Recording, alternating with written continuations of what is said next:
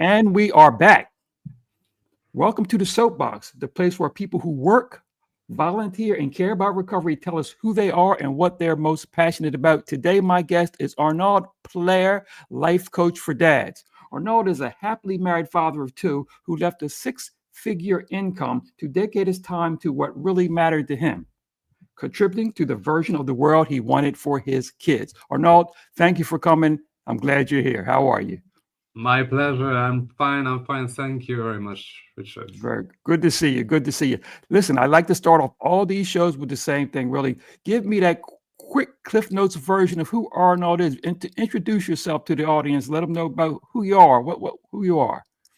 Yeah, so as you introduced, I'm a life coach for that. But really, who I am, I always say I'm happily married, father of two, and I'm truly dedicate my time to so both at work and my personal life to embody that version of the world that I want for my kids. We all have, that version of the world. We all have statements such as, "Oh, the world should be like this or like that," and I just do things that align with that. This is who I am, trying to embody the change I want for the world. I like that. Life coach for dads. We're gonna get into that, but I, I wanted to ask you a question about who you were in reference to this. Yeah. You mentioned something to me about Gandhi, and anytime somebody, to me, in my opinion, anybody who mentions Gandhi, that's a life presence for them, and it's a philosophy and a way they live. Tell me a little bit about the mixture of those two. Yeah, absolutely. Well, you may know that I'm Indian born, so I Mhm. live in Spain. I'm in Europe, but I was born in India, and I don't know if it's for those roots or not. But I feel quite connected to that statement, right? Be the change you want to see in the world, which is precisely what Gandhi did back then. And I think this is really powerful. This is not something you want to look up to or something you want to admire, but it's something you want to do at your scale. We all, it's not that you want to get rid of all possessions and just as Gandhi did, you don't have to go as extreme, but there are Mhm. tiny things you want to do to embody that version that you want for the world, slight changes. And for dads, it's very important because dads want the best for their kids, right? They want the best for their sons and daughters. And Right. it's not always about what we think it is. It's not always about money. It's not always about safety. We're going to talk about this today, right? And Mhm. it's about helping them making the choices that feel right. And if you want them to do that, you want to embody that, you want to do that, you want to lead by example, which is what Gandhi did actually. So yeah, I truly feel inspired by Gandhi and what he did. Mhm. And that is that where the meditation is related to? Yeah, I also discovered meditation in India. It was in 2012. It was not related to Gandhi. I always say I accidentally um, bumped into meditation. I didn't know where I went into when I discovered it. It was Vipassana. It's like 10 days straight. You meditate from 4:30 a.m. to 9 p.m. So it's long hours of meditation, sitting, you can't Wow. talk and everything. I didn't know what it was. Somebody told me, you could do Vipassana and you can't talk to anyone 10 days in a row. And I thought, oh, I like talking. So that's going to be kind of a challenge. I like challenges as well.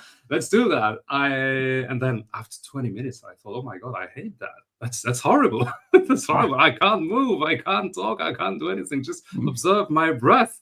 That's terrible. I don't want to do that. But you signed a paper saying that when you start, you got to finish the thing. So I just went through the 10 days. And of course, it reveals very deep layers of yourself, things that you can't really experience in one day or 1 hour. Right. Um, but you get to tap into yourself quite deeply, and it exposes something that Okay. yeah, the true nature of life. I would say it's real, it is within ourselves. You just want to know how to tap into that. So this is where or how my meditation journey started accidentally, and yeah, I kept it in my day-to-day life since then. Okay, I thought that was very interesting, and I just wanted to ask you about that and get your opinion. Let's hear you talk on that for a little bit. Before we go on, Yeah. housekeeping. Show notes section is very important to this show. Okay, Okay. so hey, you can get all the information about Arnaud, including his contact information and current and future projects. Okay, in this show notes section, and some more of his thoughts, hopefully.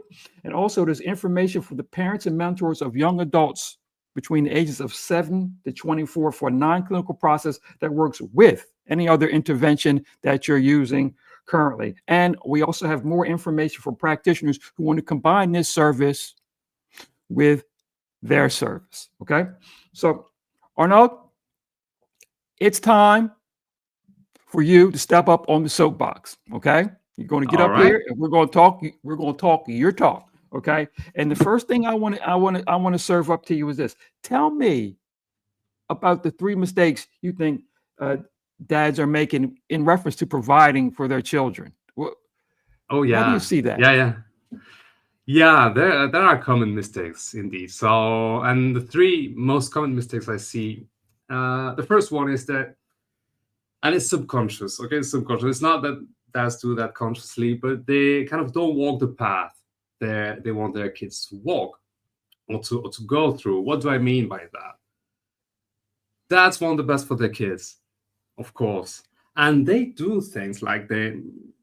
I often see dads who they can have multiple jobs, and they really try to find solutions to provide for their kids, so that they don't have to do the things that they do right now, so that their kids don't have to go through what they're going through. But the problem by doing that is that you embody a way of doing, a way of being that you transfer onto your kids.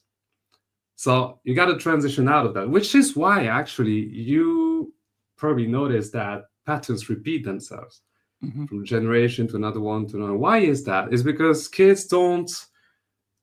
You can tell a kid 1,000 times, don't do Yeah. that, don't do that. It's a bit like smoking. You smoke and you tell your kids, don't smoke, don't smoke. It's really bad. Don't do it. Okay, I tell you, you should not smoke. Okay, and you're there smoking your cigarette.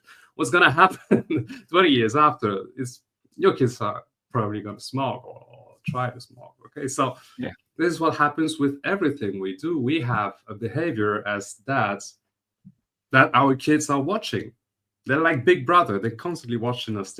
We are role models. And if we do things or jobs, if we have a way of nurturing our kids that is based on stress so that they can avoid this stressful situations, it's a bit game over. It's nonsense, because our kids will learn that, that's the way to do.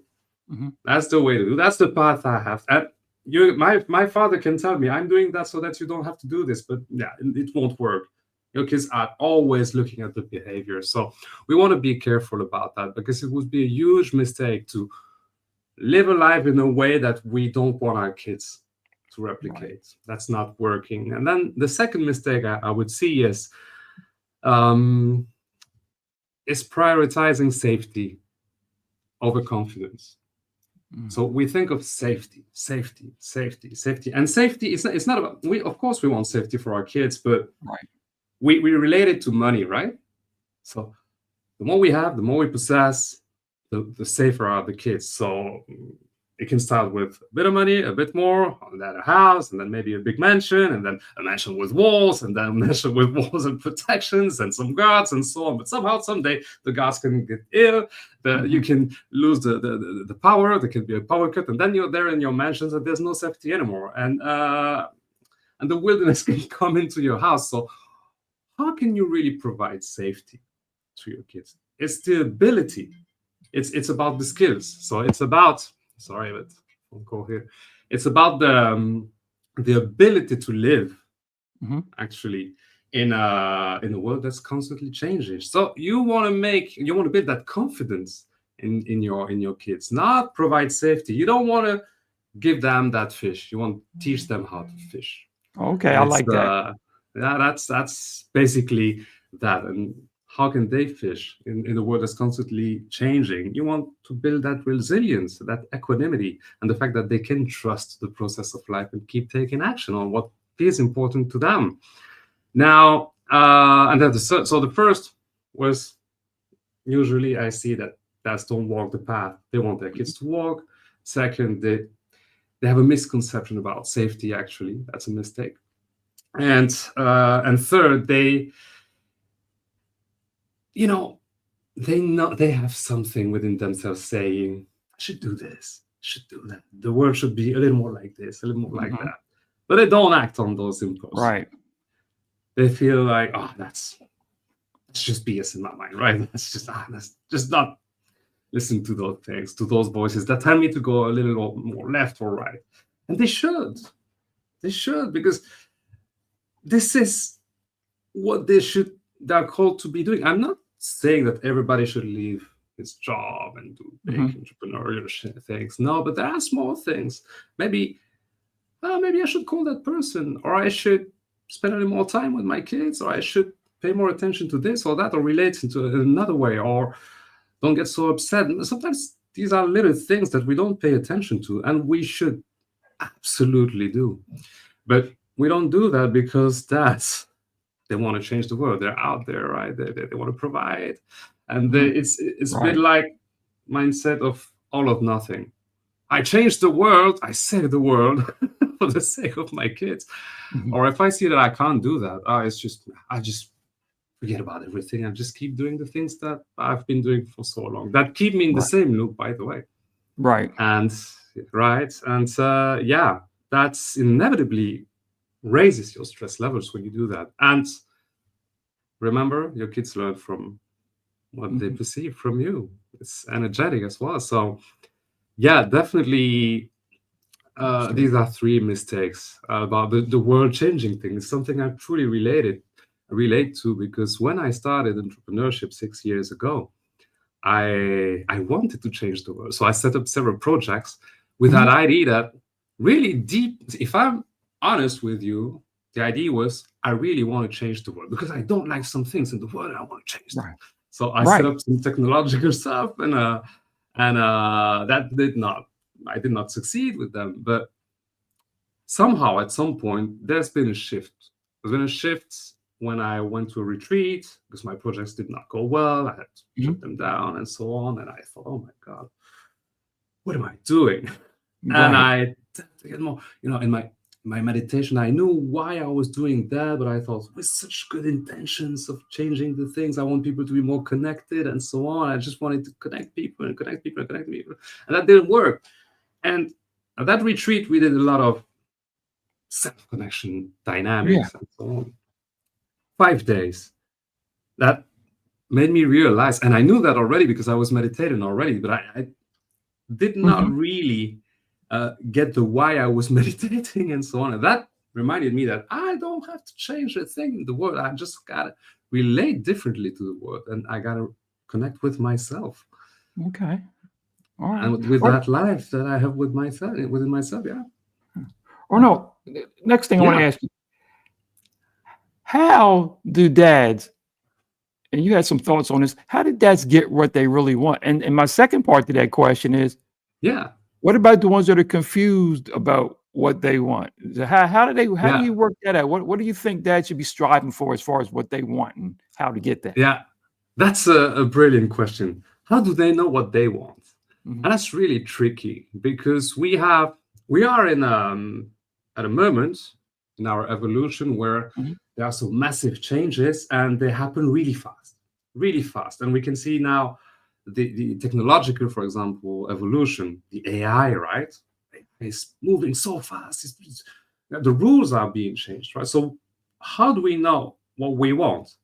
Because we see one thing, then we want another, and it seems that as soon as we get something, as soon as we get this new car, Mhm. new apartment, this new home, this new job, we want something else, right?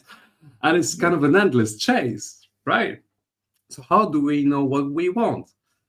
And this is where we absolutely want to shift our perception of life, Okay. which is the biggest misconception I see. And it's time to do that. It's absolutely time to do that now. It's urgent if we want our kids to raise our kids more consciously in the future. Why? We tend to perceive life as something individual. Your life is Richard's life, is Arnold's life, is our neighbor's life, and each one has his life. And that's it. Now it's your life. And there's even a song from Bon Jovi, right? That it's my life. That's right. Right. But it's not. Life is life. Life is life. It's been happening for over 15 billion years since Big Bang, right? I don't know what happened, but yeah, over 15 years of evolution of life itself. Life that manifests through us. We are alive. Fun fact. Did you know? So I would ask you a question, Richard. Mhm. So do you know that most of what we are, the matter that we perceive in a body, is empty space? So we are a particle vibrating, and Yes. between those particles is empty space, right? Mhm. If we were to take the matter, so the real matter of all human beings, like 8 billion human beings that we are on Earth, we just take the matter. So we get rid of all the empty space and we take the matter. What would it fit? What is the container? Would it be a country, I a don't house? know that. I don't know. You want to know? It Never, would be never. it would be a sugar cube. Wow. A sugar, a small sugar cube. You see, Yeah. very small. It's really a small cube like this. That would be the matter of 8 billion human beings, and because the rest is only empty space. So that is life, Okay. and this is what you can perceive. So we are the result of life that manifests through us. If life was a tree, we would be a leaf. You would be a leaf, and there would be another leaf, Mhm. and that's it. So where do I go with that? We want to make life-based decisions. And you can't go wrong by doing that. You Mhm. can't go wrong by doing life-based decisions. What does life want? It wants to expand. It's been expanding for 15 billion years, and it's got to go on expanding. And if you know how to tap into yourself, observe what life wants, so feel that life, you can truly feel that life, that vibration of life, you will know what the action is that life wants for it to expand. And if Mhm. you allow life to expand within yourself, guess what happens? You expand with it. So there's no wrong choice. There's absolutely no wrong choice. Life won't let you down. It will let you down eventually if you don't make room for it. If you Right. don't make room for life, it will let you down. And this is where our stress levels go high. And we got panic, we got anxiety, we don't know what's happening with our lives because we don't make room for that life. So we want to shift from my life, hold on to my life, what I want and what I intellectually want, to this is life. I'm just a channel for it, and I'm just gonna trust it. I'm just gonna tap into myself, know what it wants, and let it expand. I'll expand with it, and that's it. And that's the best gift you could give yourself, of course, and your kids. Okay. Because you know they make the right decisions. Now, another misconception also is about the how to do that.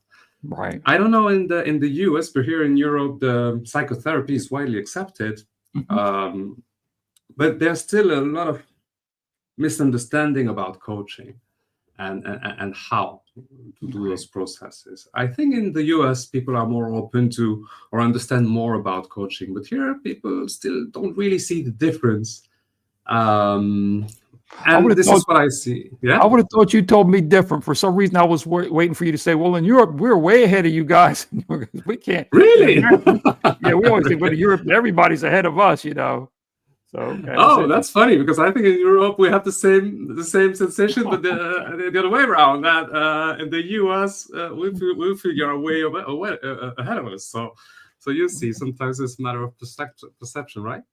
But Right. here, yeah, talking about coaching and therapy, I mean, there's still a big misconception there, and at least here people would not really understand. But for example, I had a process with someone, a short process. We had a few sessions with someone here, and he was really happy with the process. He wanted to deal with anger, and he got fine. I mean, that was quite quick, and in a few sessions we got him to get aware of what was happening and how to deal with that, and really a great process. And Right. somehow in coaching, that evolution, I would say, is ever evolving. You never stop learning and evolving and getting Right. better at what you want. That person comes to me in the last session and last or as a session says, "Thank you so much. I can't be grateful enough. Now I know I can hire a therapist, a psychotherapist." And I thought to myself was, it's okay, it's fine. I said, okay, good.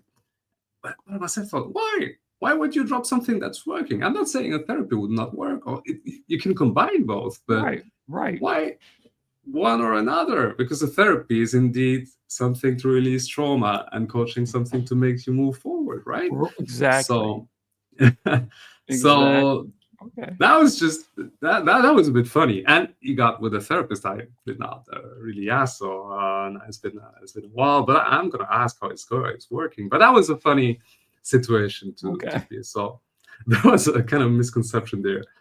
And now there's a third one, which is about mindfulness meditation. Mhm.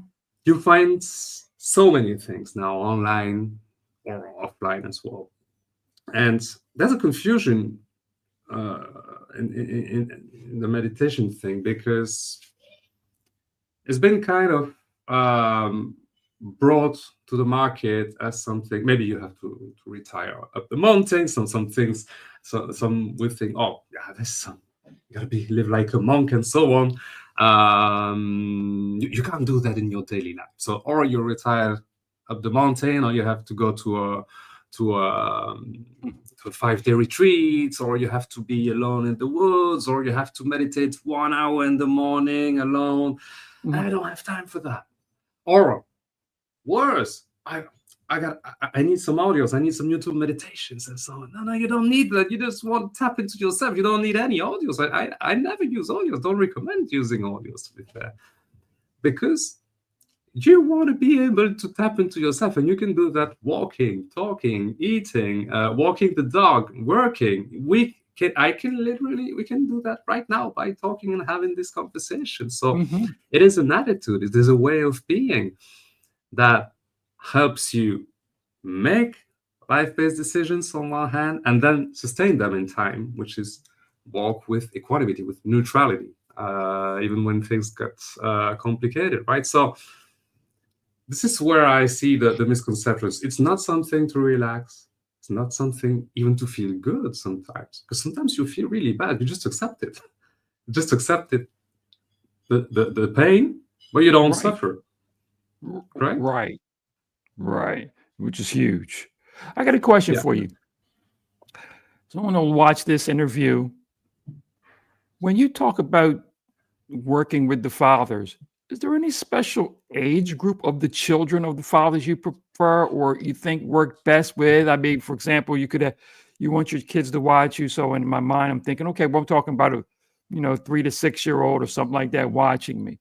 What about Yeah. fathers who are listening to this who are very stressful? Their children are a little older, maybe, in the young teenage years. Is there any different strategy or you still think press on the same way?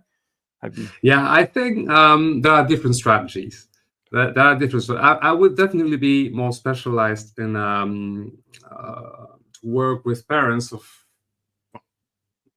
babies to up to pre-adolescence or before adolescence.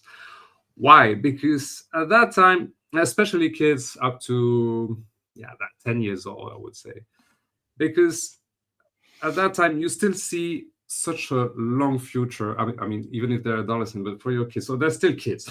You Right, see them as kids, and right. that's very important. When you have adolescent, you have another way to relate with your children. And to be fair, to be honest, I don't even know what it is to have adolescents at home. Teenagers, I mean, I don't, Mhm. I don't have teenagers at home, so I'm, I can help because I can relate to what a father of a 7, 8 year old or a baby Mhm. feels.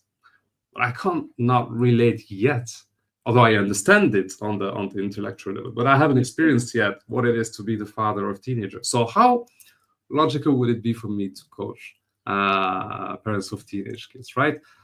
I could, but that would be theory. And that's something very important to understand from what I do is that I of course, I studied, and it's based on neuroscience and also on mindfulness, but on my practice of meditation. But I embody and I teach and I coach through what I experience. So there are techniques I learned that seem to work fine and so on. But when I applied them, I could not really see the shift there.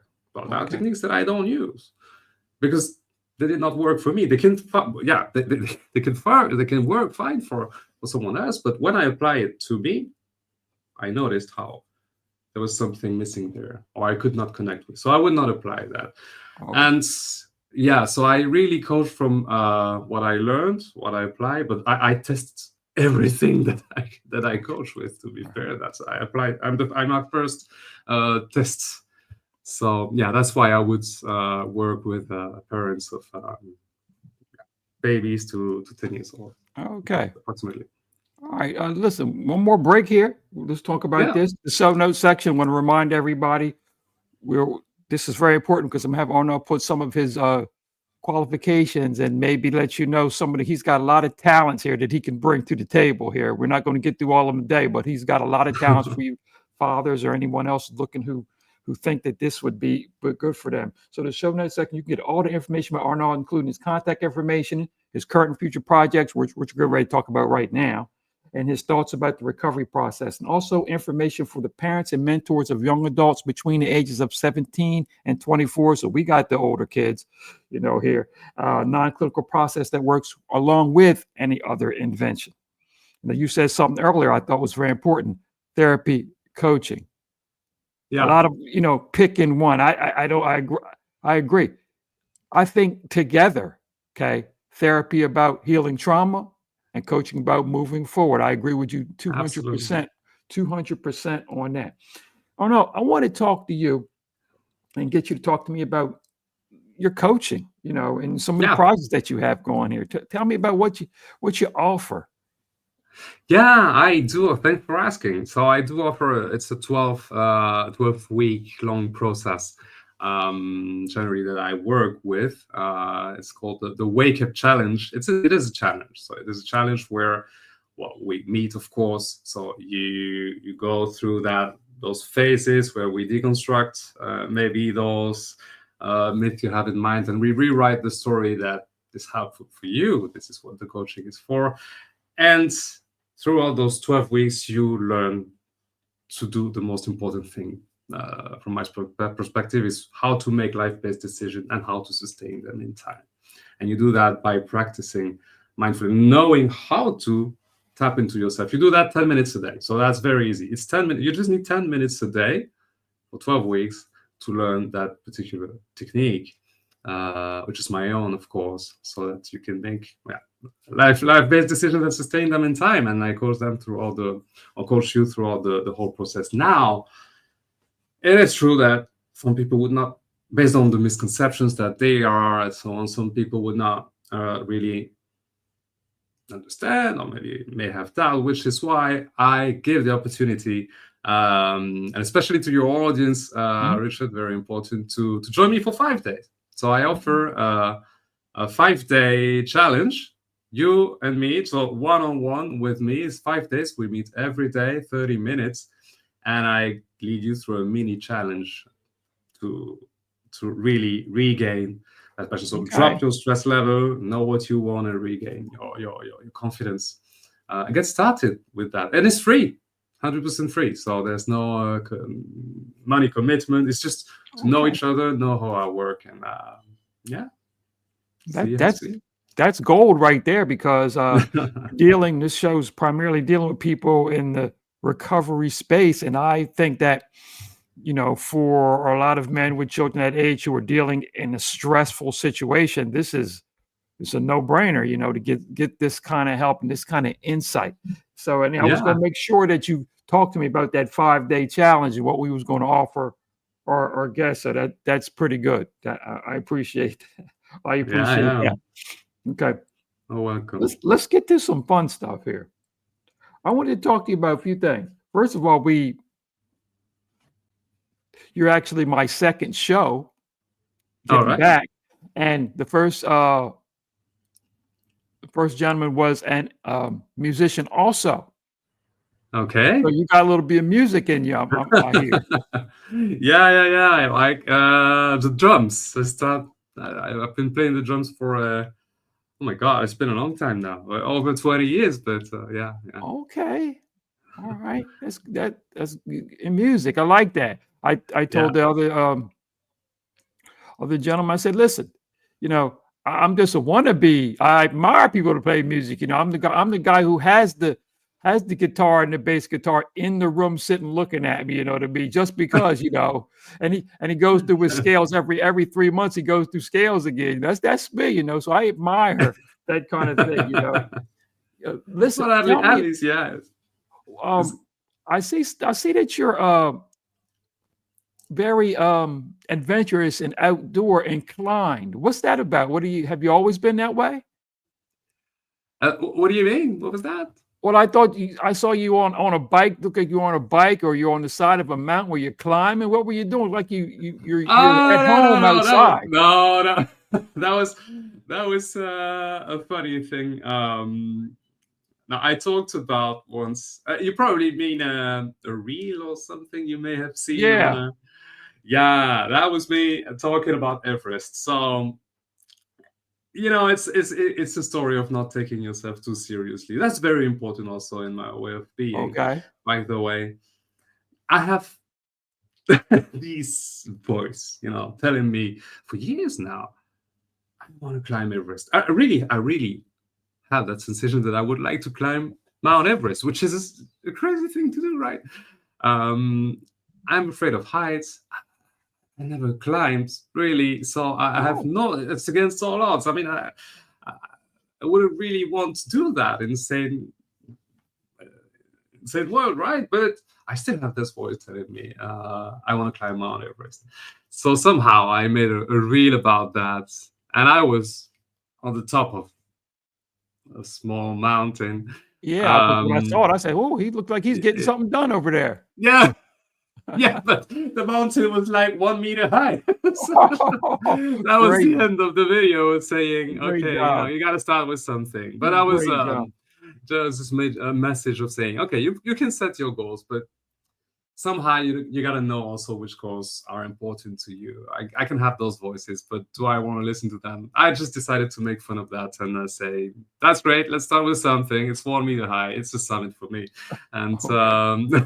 but let's not take ourselves too seriously And the on that last one. thing, are you I heard you mention something else which I was curious about. Is listen to these things, you know.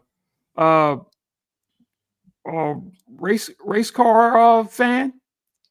Oh yeah. Formula One. Formula One. Okay. I'm a big fan, but not. I'm not a fan of any driver. Mhm, So it's not about the drivers and the competition. What I truly admire in that sport is the growth mindset. mhm. So how they constantly doing things better and better and better. I mean, on one lap, the difference between the first and the last one might be 2/10 of a second, which is a blink of an eye, right? Right. So it's impressive to see the level of commitment and precision in all what they do, and also the fact that they're so consistent at everything. I learn a lot, and I'm truly inspired by this. Although I know some may say that polluting and so on, but they're also looking for solutions to lower the contamination, and Right. it serves the rest of the world and the industry. So it's not a bad thing. It depends on how you see that. But regarding that sport, it's something, I truly admire that mindset that they have. I learn a That's lot from good. that. That's good. Excellent. Excellent. Thank you for sharing that for me.